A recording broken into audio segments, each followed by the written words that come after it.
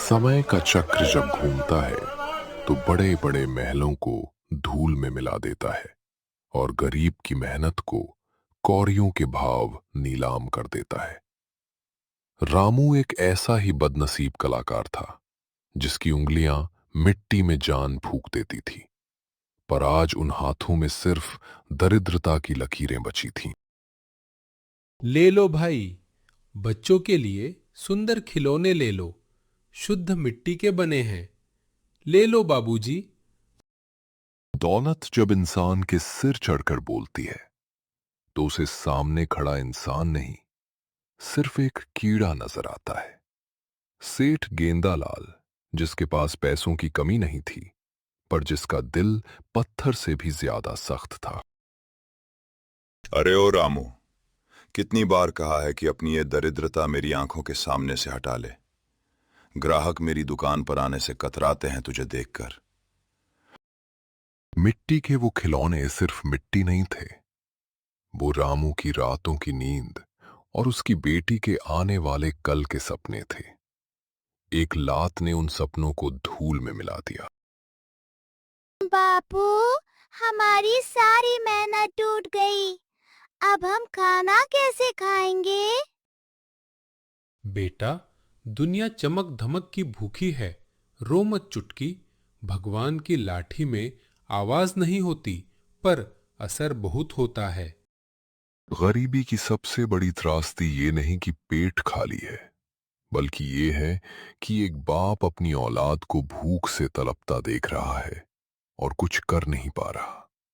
उस रात झोंपड़ी में सन्नाटा तो था, पर भूख की चीखें बहुत तेज थीं। बापू, आपने कल भी नहीं खाया था। जब तक आप आधा नहीं खाएंगे, मैं एक निवाला भी नहीं तोड़ूंगी। कहते हैं मुसीबत कभी अकेले नहीं आती। जब इंसान हारने लगता है तो कुदरत भी उसकी आखिरी उम्मीद छीनने के लिए तैयार खड़ी होती है। आसमान से गिरती बिजली रामू के सब्र का इम्तिहान ले रही थी। बापू, दीवार गिर रही है, बचाओ! एक पल में सब खत्म हो गया। जिस मिट्टी से रामू घर चलाता था, उसी मिट्टी ने आज उसकी छत छीन ली। अब उसके पास न घर था, न रोटी। सिर्फ एक मासूम सी जान थी जिसकी सुरक्षा की जिम्मेदारी उसके कांधों पर थी। बस यही बाकी था। सब छीन लिया तूने। अब इस बच्ची को लेकर कहां जाऊं? जवाब दे भगवान। अंधेरा इतना घना था कि हाथ को हाथ नहीं सूझ रहा था। जंगली जानवरों की आवाजें और कड़कती बिजली, मौत हर कदम पर पीछा कर रही थी।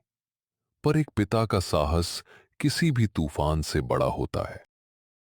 खुद मौत के साए में खड़े होकर भी जब इंसान दूसरे के दर्द को देखकर रुक जाए, वही असली मनुष्यता है।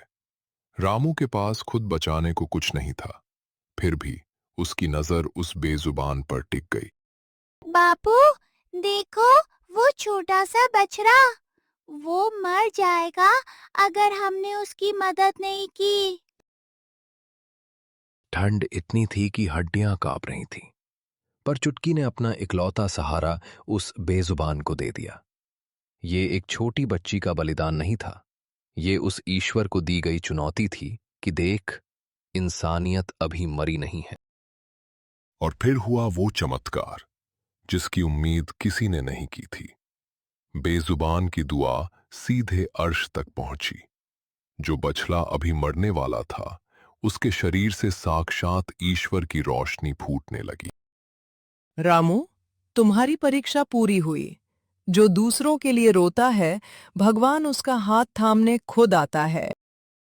ये कोई साधारण गुफा नहीं थी, ये रामू की बरसों की तपस्या का फल था। यहाँ की मिट्टी में वो जादू था जो पत्थरों को भी हीरा बना सकता था।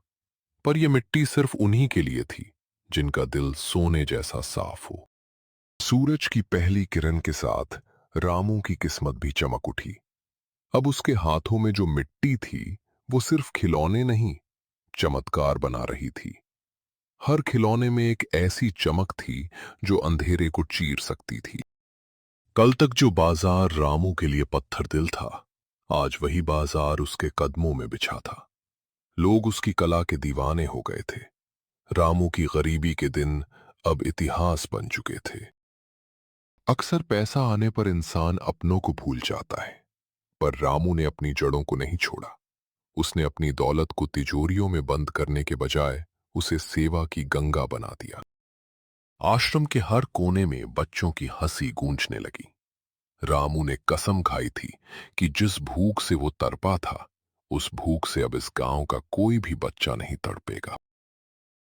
उजाला जहां होता है, परछाई भी वहीं काली होती है। रामू की तरक्की सेठ गेंदालाल की आंखों में कांटों की तरह चुभ रही थी। लालच उसे पागल कर रहा था। चोरी छिपे सेठ ने उस जादुई मिट्टी को हासिल तो कर लिया, पर वो ये भूल गया कि ईश्वरीय देन को चुराया जा सकता है, पर उसकी शक्ति को नहीं। जब इंसान अपनी हार स्वीकार नहीं कर पाता, तो वो विनाश का रास्ता चुनता है। सेठ अब रामू को नहीं, बल्कि उस पूरी खुशहाली को जला देना चाहता था जिसे रामू ने बनाया था। ये सिर्फ एक गांव नहीं था, ये एक परिवार था। रामू ने जो प्यार बोया था, आज वही प्यार उसकी ढाल बनकर खड़ा हो गया। गेंदालाल के गुंडे उस दीवार को नहीं तोड़ पाए। पाप का घड़ा जब भरता है तो न्याय की हुंकार गूंजती है। वही बछड़ा आज काल बनकर खड़ा था। सेठ का अहंकार सलाखों के पीछे पहुंच गया और सच्चाई की एक बार फिर जीत हुई। दोस्तों, ये कहानी हमें सिखाती है कि इंसान की असली दौलत उसके बैंक खाते में नहीं, बल्कि उसके चरित्र में होती है। सच्ची मेहनत और साफ दिल ही वो जादुई मिट्टी है जो आपकी जिंदगी को सुनहरा बना सकती है। याद रखिए, कर भला तो हो भला। दोस्तों, अगर आपको यह वीडियो पसंद आया तो कृपया स्टोरी विद किड्स को लाइक, शेयर और सब्सक्राइब करना ना भूलें।